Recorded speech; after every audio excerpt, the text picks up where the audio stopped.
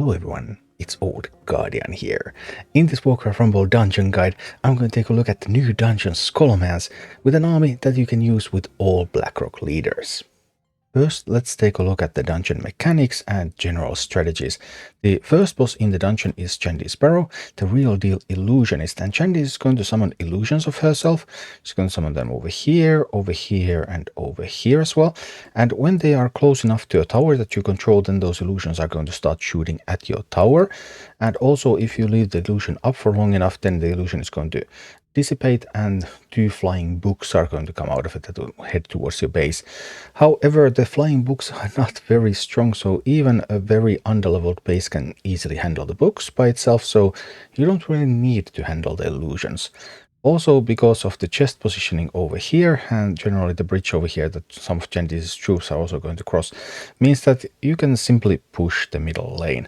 This tower is really close to your base, you can get a good attack on that, and then when you use enough flying units, then the flyers are going to actually kill any of Jandice's units that are passing through here, therefore defending your base for a little while before pushing on to Jandice itself.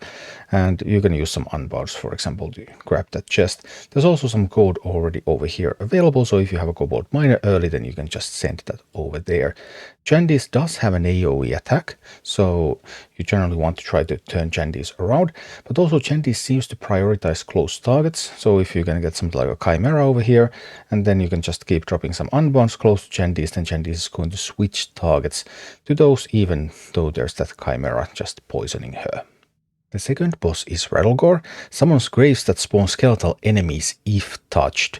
Well, I first thought that if touch was going to be very literal, but actually flying units do touch those graves and do proc them, so the skeletal minions will be summoned even if just a flyer passes through them.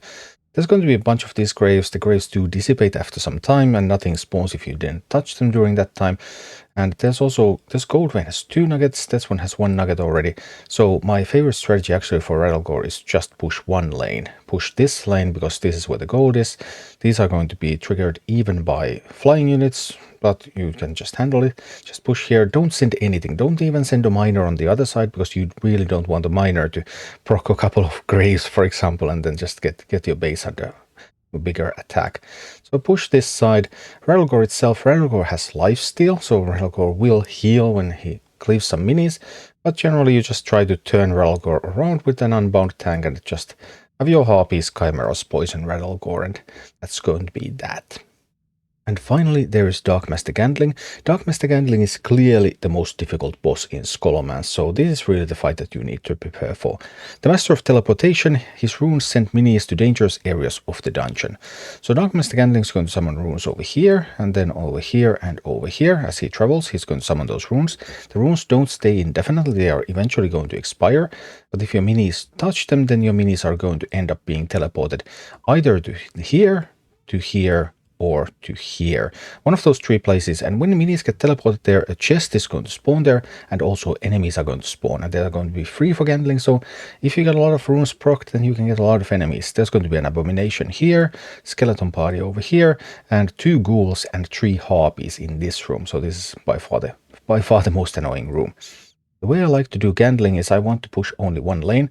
I really don't want to push both lanes because then I end up proccing more runes and I just end up getting overwhelmed. So I'm pushing one lane, and if I'm pushing one lane, I'm pushing this lane because as you can see there's gold over here.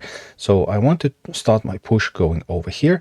I need to be careful to pay attention to defense because from the other side, of course, Gandling can attack, Necromancer can destroy my base, Harpies can destroy my base, Meatwagon can destroy my base, and Gandling has all of those, so I have to be careful and be ready to defend if needed, but otherwise I'm going to push from here, I'm going to push at Gandling, I'm going to try to get these Harpies, Chimeras, Unbound Tank, just the usual stuff on Gandling. When Gandling sends some of my minis to the rooms, I mean, if he sends a flyer, then obviously if there's a chest, flyers can't claim chests, so then Gandling's minis are going to claim the chest and Gandling's going to get all of that gold. So I'm trying to use some unbound minis to help my minis win the chest rooms when they get into chest rooms.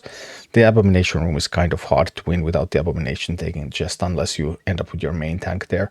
But the other rooms you can help with something like a safe pilot or even with a quillbore or Darkheim miner. Just any kind of mini that you can send there can really help you and help you secure that chest. Then I'm just going to keep attacking Gandling from this side, try to get some tanks out there, either my main tank or some unbound tanks, get flying minis, get poison on Gandling, and beat Gandling like that. But there's multiple ways that this can fail, because if you end up losing too many of the chests, then Gandling can get an advantage. If you end up proccing too many runes, if you end up going through here, for example, and proccing multiple runes, that can be awkward. And then just those harpies meet because necromancers coming from this side, which you're not covering, that you have to be wary of those as well. But overall, it's not an impossible fight either, even though it's clearly the most difficult fight in Scholomance. So this is my army for Scholomance for Blackrock. I'm using Fire Elemental, Dark Eye Miner, Safe Pilot, Chimera, Harpies, and Quillboar. Harpies and Chimera are really the minis that are going to kill the bosses. All three bosses are going to fall to these minis and to their poison. But how you get there is going to be a little bit different. With Jandice, it's just push through the middle. I can send Fire Elemental first, for example. That can work really well. I can send these unbounds, mainly the Dark Eye Miner and the Quillboar, at Jandice, behind Jandice, so that the Chimera will get more time. I can also use Dark Eye Miner to grab the chest. I want to send Kobold to mine a little bit. I have Safe Pilot that I also drop on Jandice, or maybe respond to a chest or something. But it's just taking the middle tower and then sending a straightforward push at Jandice with some tank support. Then the second boss, Rattlegore, I'm going through the right lane. I'm trying to get there as fast as I can. Hopefully I can also catch some of that gold. I'm trying to send the flyers out there. I'm trying to grab the meeting stone, maybe with a Fire Elemental, maybe with an unbound tank if Fire Elemental is not available. Just push through there and don't proc any of the other graves. Just don't send any minis through the other lanes. And once I reach the boss, then turning the boss around again with the unbound minis and poisoning it from behind. That's the way to go, and then Rattlegore is going to go down. And that only leaves Gandling, and for Gandling, it's again kind of the same, with these minis trying to deal the damage, but here Fire Elemental is doing more important work, because now I actually need a little bit of tanking. So Fire Elemental now has a time to shine, and the unbound minis are supporting the rooms, and they're supporting in the defense. And they're also supporting a little bit by turning Gandling around. And that's how I end up winning the dungeon.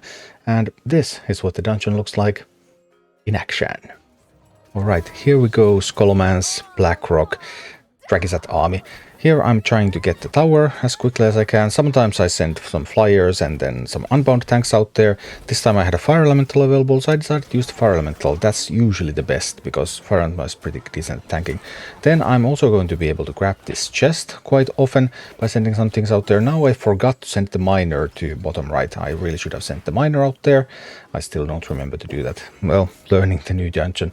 But now I remember, oh, by the way, there was miner sending was important. Okay, here we go. And then we have some flyers progressing towards Jandice. Now I have the Chimera there, and note how when I send an unbound, then Jandice starts to hit at the unbound, which is pretty awesome, because that means that the Chimera just gets more time. Even if that didn't happen, sending consecutive groups of these flyers together with unbounds would kill Jandice, no problem. So here Jandice goes down. The only thing that you really sometimes have to fight for is the first tower. Next up is Rattlegore, and here the important part is to only send minis down one lane, because you really don't want to keep proccing all of the graves. I first thought that I might be able to fly over the graves, but I can't. This was actually really good, because now I was able to gain access to the gold node. Sometimes they mine the gold node before you can respond to it, but that's also okay. I have Fire Elemental and I have Chimera, so I have a tank. I needed to cycle a little bit, so I sent the miner from far behind in the back, so that maybe it will be able to mine a little bit. And here then I'm approaching Rattlegore from the side, and now I just want to time my unbound properly. And once I time my unbound properly, then that's just going to turn Rattlegore around. Now Rattlegore does turn around again. I'm wondering, this defense is probably overreaction. I don't think I actually needed to defend here. But anyway, Rattlegore just goes down. And finally, Gandling, the most difficult boss. Unfortunate that there's a miner. I won't be able to get that gold. I still want to go through this lane. That's still going to be what I want to do. And I kind of want to take that stone as early as possible, so that they won't be able to spawn something like necromancers and stuff over there, which might hurt. So here we go, pushing through this lane. Sometimes I try to mine a little bit on the right side, but I have also been hurt by that, because sometimes when I have mined on the right side, and then I have ended up with too many too many teleportations and too many summoned minis, so I generally try to avoid even mining that side a little bit. Here we go. This time we actually managed to get the perfect push at Gandling. I don't usually get that perfect, because now we just avoided the runes and Gandling just ended up taking a whole lot of damage. Also, I got a really great group into the chest room with Fire Elemental plus Chimera, so this was one of the better runs, definitely. But even here, as you can see, you have to be a little bit wary about counter pushes. That Worgen just dealt so much damage to my base, I didn't realize there was a Worgen there. I was so excited that Gandling is about to die, but I was able to just barely defend, and then Gandling died. Thank you for watching. Click like and subscribe if you enjoyed this, and a special thanks to all of my Patreon supporters, YouTube members and Twitch subscribers who make all of these videos possible.